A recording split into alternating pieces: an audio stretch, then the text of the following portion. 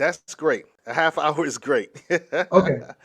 A half hour is great. Hey, Code Keepers, we're here with the great James Kilgore, and I tell you, he has a really intriguing book that we're going to be talking about understanding e-carceration. I hope I said that right.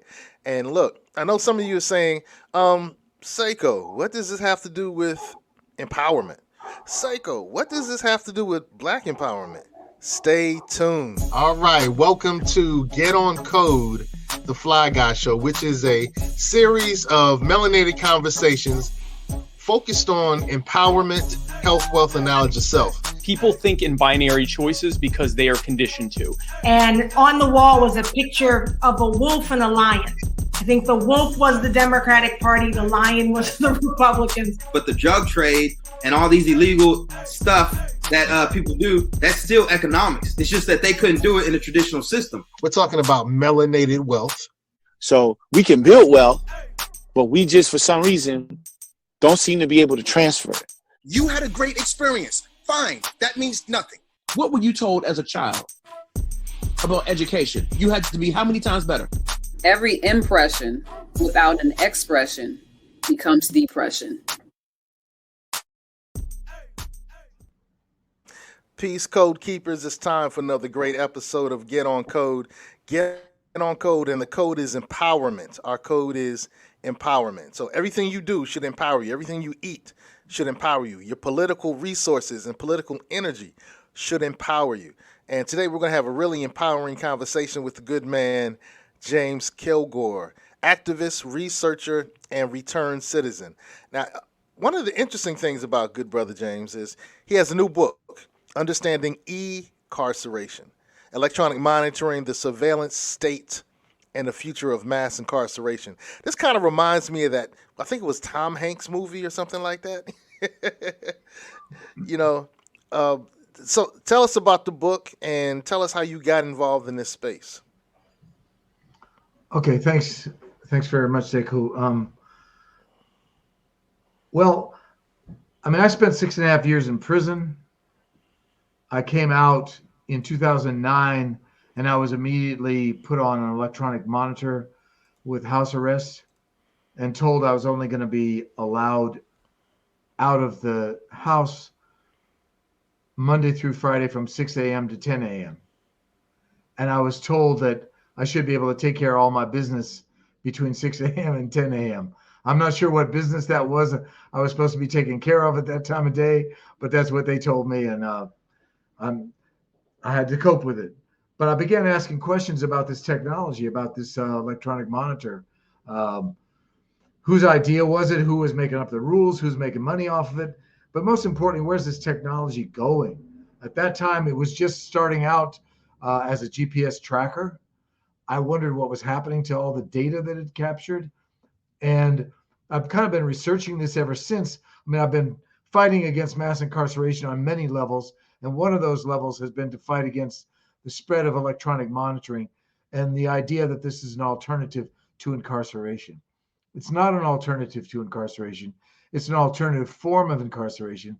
It converts your house into a carceral space, into a prison space, and makes your family members or your loved ones to be your jailers. So let's think of other ways that we can deal with people when they come out of prison that provide them with the resources and the support that they need in order to succeed, rather than locking them in their house and then making them beg their parole agent for permission to go to the store and buy a quart of milk, or permission to take the garbage out. That's what you end up doing when you're on house arrest. Wow, that's intriguing. You're saying that your family members and those who are in the household with you actually become your jailers? Right. Well, if you're on they house have to arrest? monitor. They have to monitor you because they don't want you going back to prison. So if you decide I think I'm just going to take a walk around the block, they're going to grab you and say, "Get back in here. You're not going anywhere." That's going to send you back to prison. If you go out somewhere and you've got movement and it gets close to the time you're supposed to be back and you're not home, your family's going to start worrying about it. And who's got to pay all the costs for you? You can't get movement out of the house to get a job. And so who's going to bear all those costs? So when you're in prison, the state bears all those costs. When you come home, your family's bearing all those costs. So that's what I'm saying. They're playing the role of the jailer, and they got this device sitting in their house that might be beeping and making noise and doing all kind of weird stuff. And they get the visits from the parole agents as well. So it's a carceral space. The term carceral, looking at the word incarceration, I can understand it, but I just never really conceived that there was a concept of a carceral space. Are there, other than the prison and home arrest, are there other carceral spaces? Well, I think any space where the threat of incarceration exists is a carceral space. So I would say, for example, for an undocumented person in the U.S., the entire U.S. could be a carceral space because they could get grabbed at any time if they're undocumented and not supposed to be in the country. So that's just one example. But I mean, if you're being heavily surveilled by police, then any space is a carceral space because they can grab you and take you away. Surveillance cameras, all this technology that they have to surveil us, it converts our spaces into potentially carceral spaces where we can be punished. And of course, we know that this happens a lot more to Black people than anybody else in this country. I mean, that's obvious. Yeah, and so I'm wondering now, with in Virginia, we have something called SROs, which are police officers that are placed inside the high schools and some of the middle schools. So I guess that becomes a carceral space as well. If those police officers are arresting people and taking them off out of school, off to court or off to the jail, I mean, it looks kind of carceral to me. The threat of that policing action is always there. I mean, we've had battles in our community. I live in Champaign-Urbana, Illinois, so we've had battles around that issue here, SROs in the schools. I mean, we kind of lost the battle. We tried to push back against it and say, let's get some parents to come in. Let's get other people to come in and monitor the hallways and try to keep this thing under control, but hasn't worked. Not yet. Not yet. Not yet. One of your quotes is, why all are impacted by the technologies of incarceration, the criminalized sector of the working class. That part is intriguing. The criminalized sector of the working class, the Black and brown populations who struggle to survive, face the most serious consequences. I see two things in there that are really intriguing: the criminalized sector and the fact that Black and brown face the most serious consequences. You just said a second ago that Blacks are more likely to be incarcerated than others. You're a white dude, or you're really light skinned. I'm really light skinned. He's really light skinned. All right, you're soulful. All right. When you say this, does this come from a point of experience? I know you mentioned that you were criminalized yourself. You were incarcerated yourself. Sure. I mean, it doesn't.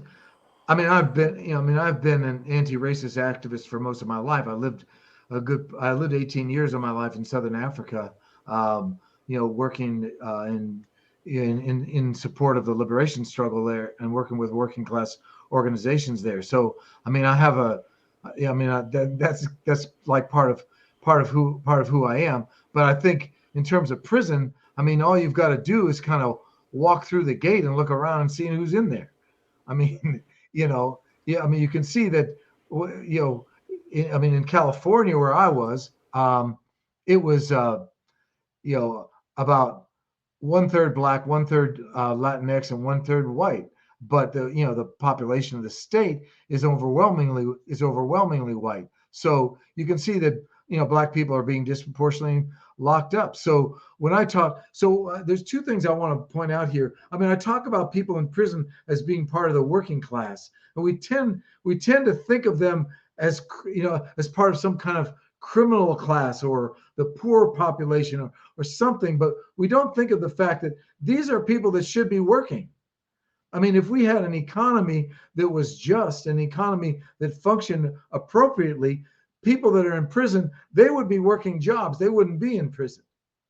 But because the economy has structured itself to marginalize Black and brown communities in particular, we have a huge layer of that population that ends up being involved in criminal activity and paying the price for that. And I think the best example that I can think of the criminalization of the working class to really bring it home is Eric Garner, right? Here's a man who's selling Lucy cigarettes on the street to try to support his family, and he ends up being killed by police, being criminalized because he's selling Lucy cigarettes. I mean, he's not selling heroin. He's not selling machine guns. He's selling Lucy cigarettes, and that he gets punished for that. But I'm just saying that in a rational society, somebody like Eric Garner would have had a job. They would have made a living wage. They'd have a healthcare system that met their needs, and they wouldn't have to be out doing that stuff in the first place.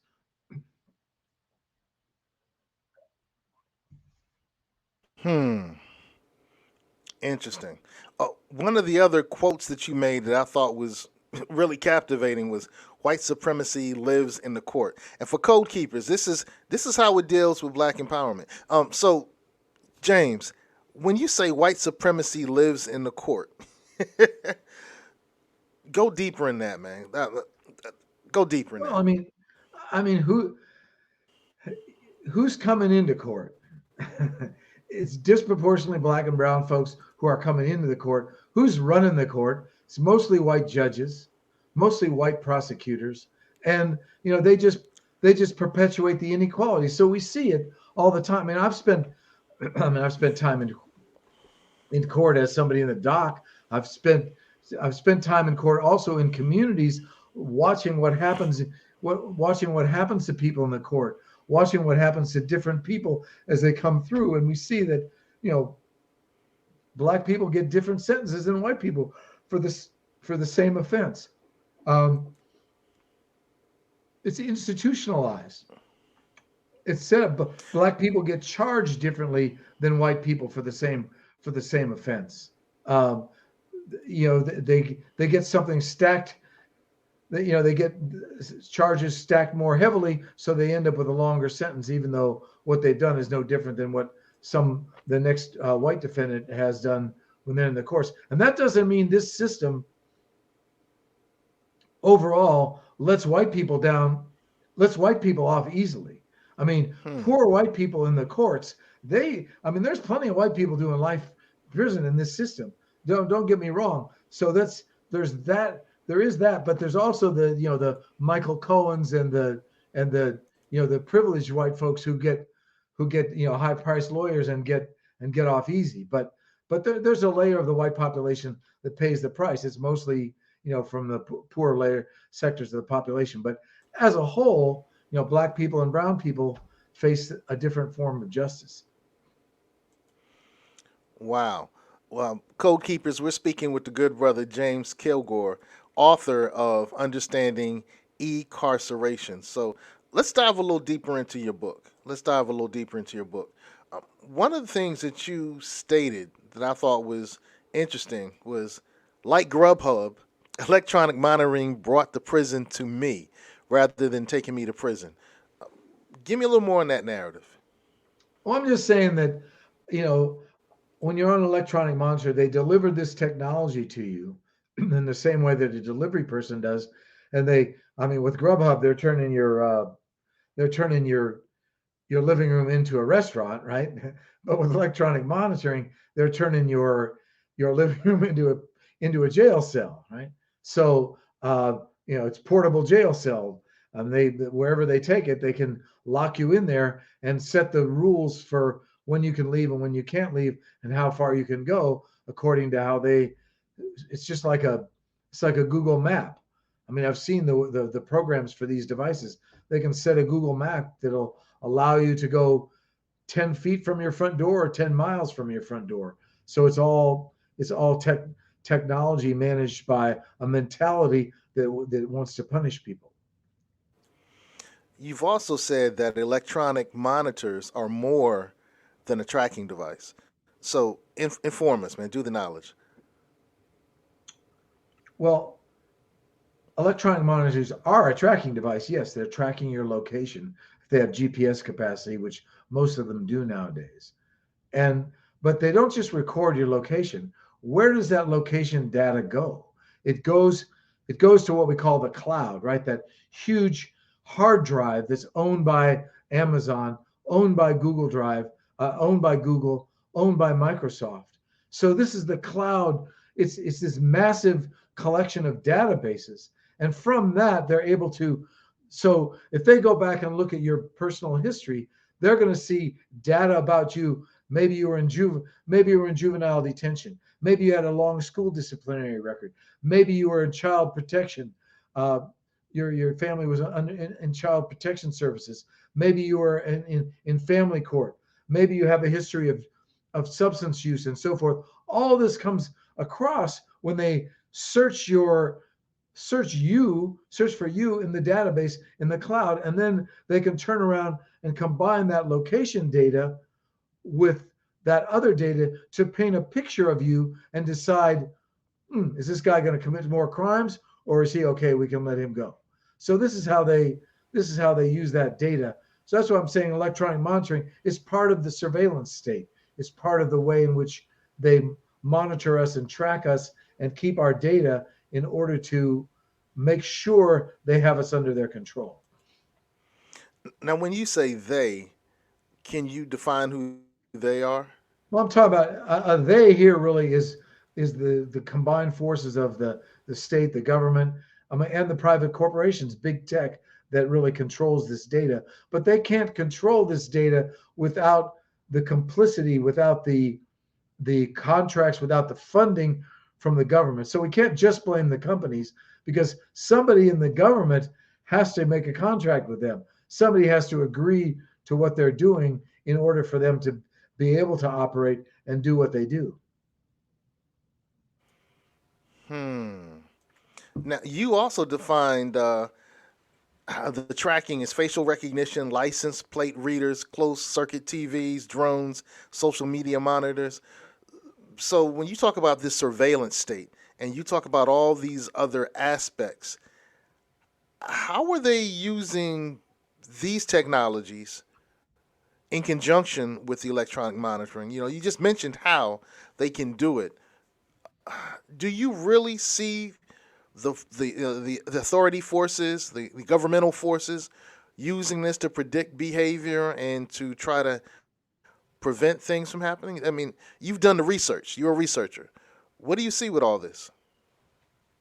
Well, I mean, part of what they're doing is they are putting together technology that predicts what people are going to do. I mean, they have this thing called predictive policing. So they gather information on individuals, they gather information on locations, and then they try to pull together as much information, as much data as they can about that particular person, about that particular location, and then decide, is this where it's going to happen?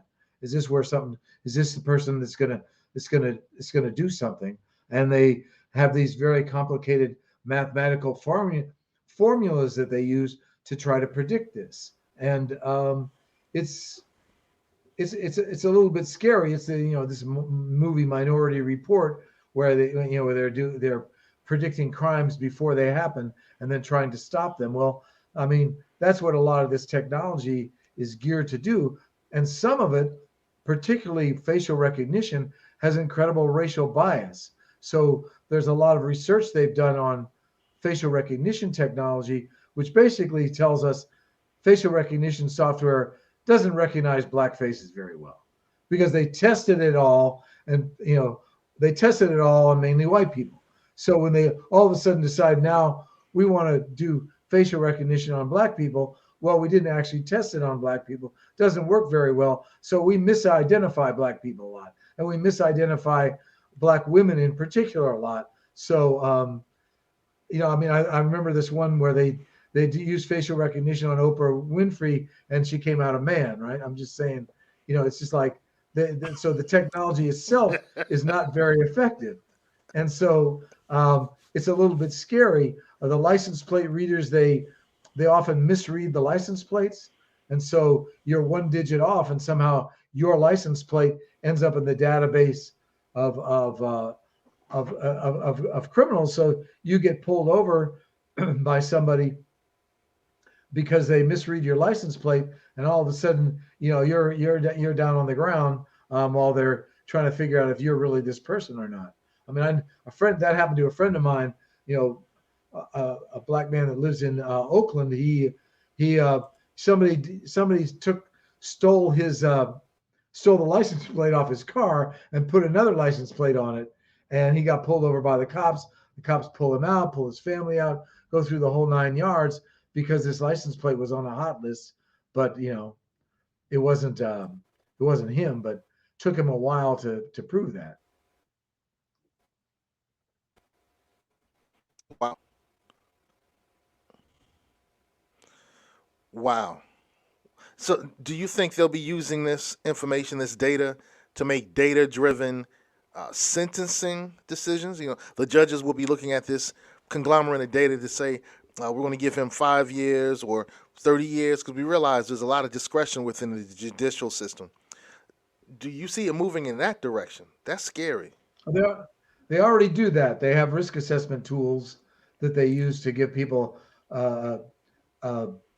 numerical rating as to whether or not how harsh a sentence they might give. So they have or to whether they might get bail when they're charged. So you have a risk assessment tool will look at things like, what's your past criminal background? Are you employed? Do you have a stable residence? Do you have family supports? Do you have any history of mental health issues? Do you have any history of drug usage? All of these things could be combined into a risk assessment tool. But we know, once again, racial bias is entering in here, because if you're gonna look at somebody's criminal history, already we know the criminal legal system is biased. So if you're going to use somebody's criminal history as a way to decide whether they need to be sentenced more harshly, it's going to favor people that don't have that criminal history, which is going to be in favor of white people as opposed to black people, who are more likely to have a criminal history. And that's just the way the situation is. So yes, this data is all being gathered to use to decide whether people are released from prison, whether they're released from jail, or what kind of a sentence they get when they're actually brought in for final judgment. Wow. Code Keepers, we're learning and earning with James Kilgore, the author of Understanding Incarceration. And hey, let's talk about the book as we wrap up. We have about 4 minutes left in our time together. Tell us a little bit about the book, maybe the process of doing the research or anything that stands out. But, we want to make sure that people know about the book as well. So tell us about the book. Thank you. Well, the book, as I said, the book started really when I went on electronic monitoring, and I started asking a lot of questions about it and not finding very satisfactory answers. So what I did then was I interviewed people that had been on the monitor and got their stories and kind of drew a picture of that. So the first part of the book is really about my experience of being under surveillance for many years, of also being on an electronic monitor. But then I'm talking about what happens to other people on electronic monitor, but then also trying to attack the myth of electronic monitoring, that it actually has some positive effect on people, which it absolutely doesn't, and there's no information to prove that. So I'm really looking at that particular technology, and that's kind of like the first half of the book. And then I begin to look at other technologies in other settings about how it's used, particularly against immigrants coming into the country through the southern border, about how it's used internationally in places like in Gaza, where Palestinians are subject to massive surveillance, which is similar to what happens in Black communities here in the U.S. And I don't know if you recall that during the Ferguson uprising, there was a lot of support coming from Palestinians for that uprising, and they were even giving people clues about how to deal with pepper gas when they got sprayed and so forth. So it's a global phenomenon as well. This technology run by companies that often have a global impact. And then I'm also at the end talking a little bit about how we can resist this, how we need to try to regulate it, try to limit its use, reduce the harm that it does, scrap some of it, which doesn't really have any positive outcome, and think about how we can use resources in a better way than on the technologies of punishment. Let's give people, and one of my recommendations is give everybody who's coming out of prison a laptop and a cell phone, right? They're going to need it. If they don't have that, they're not going to be able to survive. So that's just a simple one, but we need to provide them with resources that enable them to change their lives without having to go back to what landed them in prison in the first place. All right, Code Keepers, we're hanging out with the researcher, the activist, the author, and this is not your only book as well, Mr. James Kilgore. So we need to pick up this book. And what's the name of the earlier book as we close? Understanding Mass Incarceration. So that really goes back into the history of mass incarceration. How did we get here? The whole, and particularly, I mean, how we came to have this whole new Jim Crow kind of system, the war on drugs and all of that. So I'm going through the details of that history. And then this is kind of updating what's happening at the moment as we see the spread of incarceration and technological punishment.